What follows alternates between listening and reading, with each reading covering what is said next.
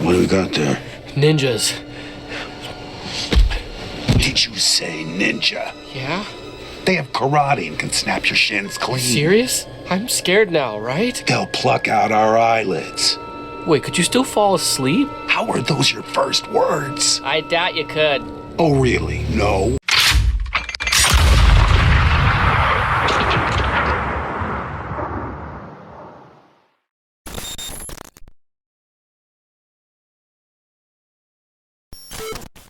Why you should play Star Wars Galaxies in 2022. Well, ain't that just the loaded statement, eh, Outlaws? See, I prefer to eschew the tired old YouTube video title that asks, should you play X game in year umpty squat? Or the alternate title, why should you play umpty squat game in umpty squat year? The second question seems to call into question the state of the game, which is generally buzzkill to those who like it, and exciting for those who don't. It's clickbaity.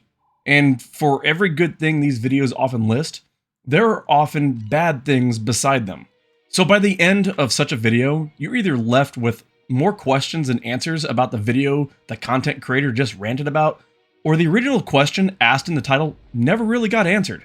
Then you have videos that ask the same question, also clickbaity, just to lure the viewer into either a cacophony of vitriol vehemently in opposition to the game, or an endless stream of glittery unicorn rainbow vomit spewing from their lips about how no better game out there exists. Either way, there are two demographics up there who are liable to have some emotional whiplash coming out of such a video, assuming they're not completely misled in the process.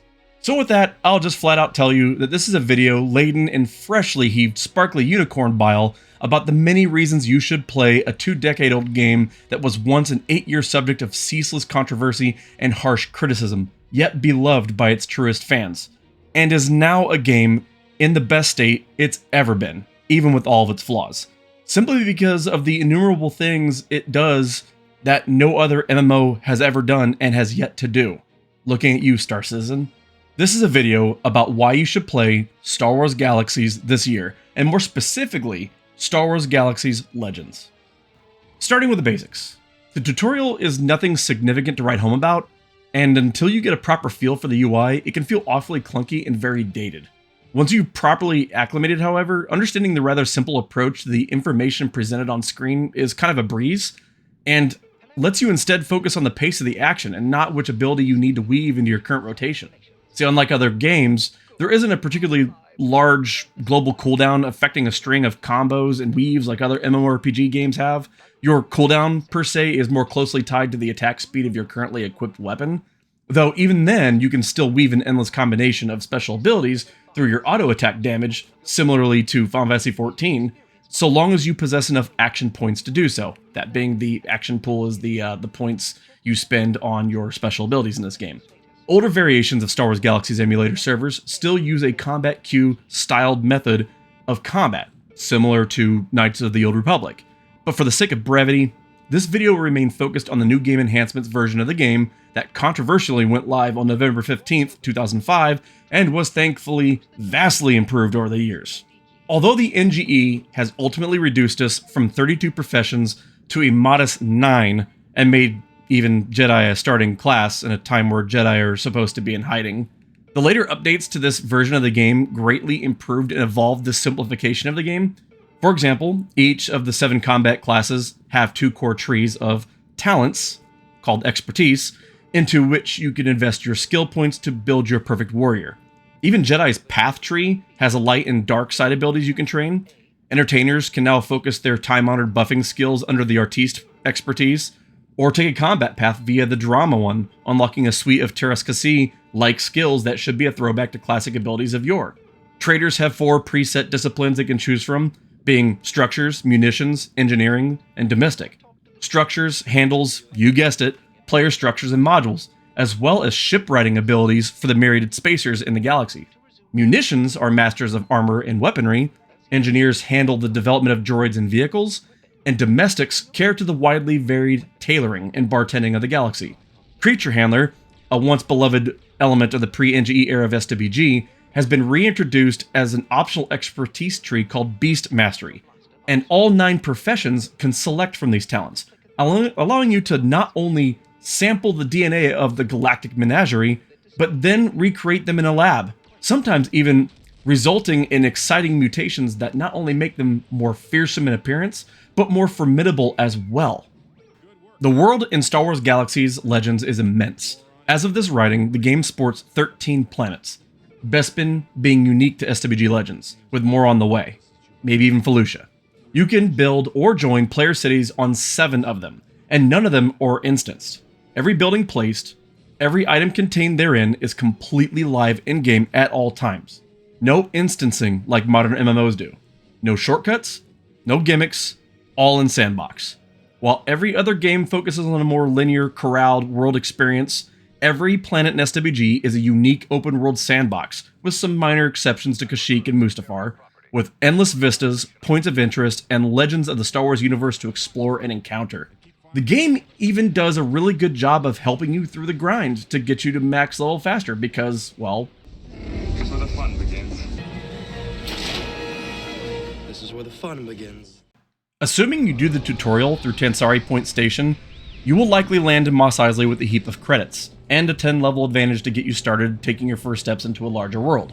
You will then kick off the Legacy Quest series, which will take you across many of the famous worlds of the Star Wars galaxy, from Tatooine to Naboo to Corellia, to the latter's 2 moons of Rory and Talos respectively.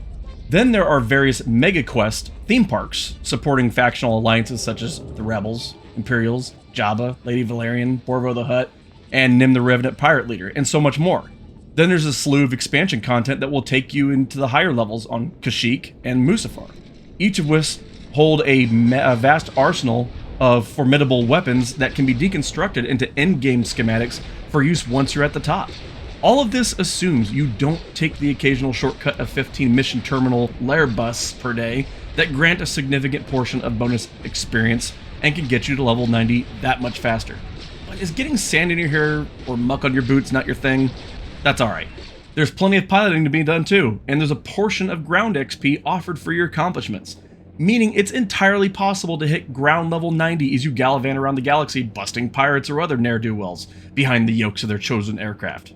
Each of these 3 factions, those being Rebel, Imperial, and Freelancer, have each 3 of their own squadrons you can choose from to join or represent your path to mastery.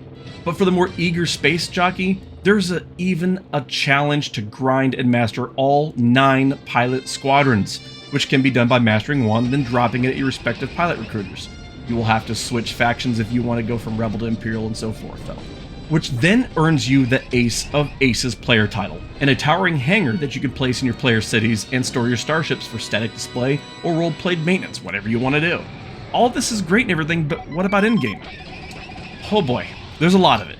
See, PvE, PvP on both ground and space, there's an inestimable amount of content that can be had even when you're finished maxing out your chosen profession or activity in the game.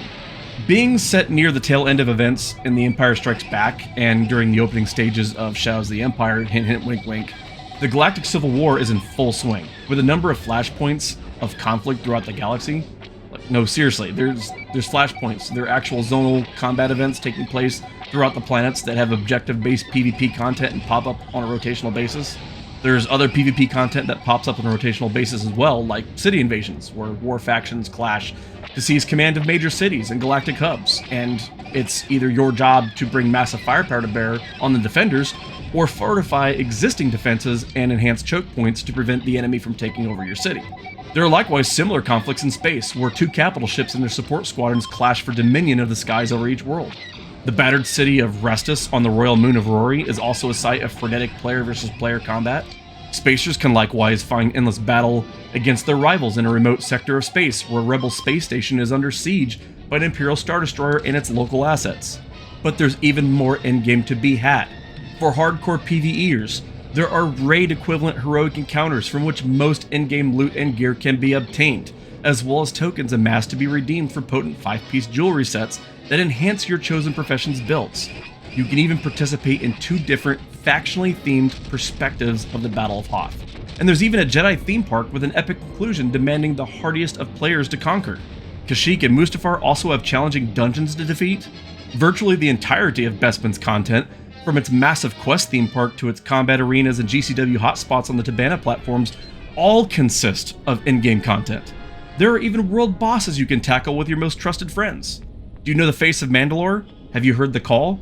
This is the way. Then gather up 7 of your toughest buddies and tackle the Deathwatch bunker in Endor and assemble components to craft your own armor-clad Beskar, or even build your own jetpack. But is structured content not your thing? Bounty hunters can also take on solo hunts against NPCs, both challenging and extremely challenging, as well as players who may have overextended themselves during the Galactic Civil War. Players can also attempt to tackle some of the most fearsome creatures, from Tatooine's mighty krayt dragons to the soaring Pico Pico Albatross of Naboo, all for highly valuable loot. There are many NPCs throughout the world that hoard loot ripe for the taking, including a few rarer enemy types that hold key loot used in various crafting and loot projects. But I can't spoil all that for you. I can't give away ancient Mandalorian secrets for assembling your own jetpack, wink. There's so much more content. I'm sure I forgot the list here, including Clone Relics quests, the Night Sister theme park, and other epic quest lines like Secrets of the Siren. But half the joy of this game is discovering all of it. If you've ever achieved 100% in Skyrim, you might want to tackle Star Wars Galaxies. But wait, there's more. Not kidding. For the exceptionally creative, there's even a system called Chronicler. See, you can collect chronicles from looted enemies, as well as shards that can be assembled into random chronicles that range from myriad tasks that range from go here, do this, kill them, retrieve this, speak to this person, entertain in this cantina, craft this item, slay this boss, and so forth. Each can be assembled into user-chosen sequences of tasks that are essentially, you guessed it, player-created quests. In a sandbox game with seemingly infinite things to do, you can also create your own quests. This has been a boon for role players and creators alike since its original inception by Sony Online Entertainment in September of 2009. And now it's even better than ever. You can even be rewarded for not just completing these quests made by other players, but for also other players completing yours and them rating your content. Chronicle tokens can be redeemed for all sorts of rewards. Thus, that rounds out a glut of rewards and content that seem as if they have no end. Oh yeah, and did I mention that the client assets can be modded and enhanced to update visuals and even the sounds to be vastly improved over their early 2000s originals? Yeah, check that out. And stay tuned for more content on this channel for a bit of what used to be known as the ILM Experience mod that I made back on live that I'm now renaming to simply Star Wars Galaxies Sigma. Well, holy smokes, Outlaw! Why don't more people know about this? That's easy. People did once, and not always for good reasons. It is notoriously held as one of the most mismanaged MMO projects in history. Not the worst, mind you, but it beguiled and alienated one of the most vocal audiences in sci-fi during the mid-2000s. Even my own best friend left the game. And while it finally found its vision and became quite a beloved game by the thousands that continued to play it, the game was ultimately shuttered December of 2011, just as Star Wars The Old Republic was opening its servers for launch.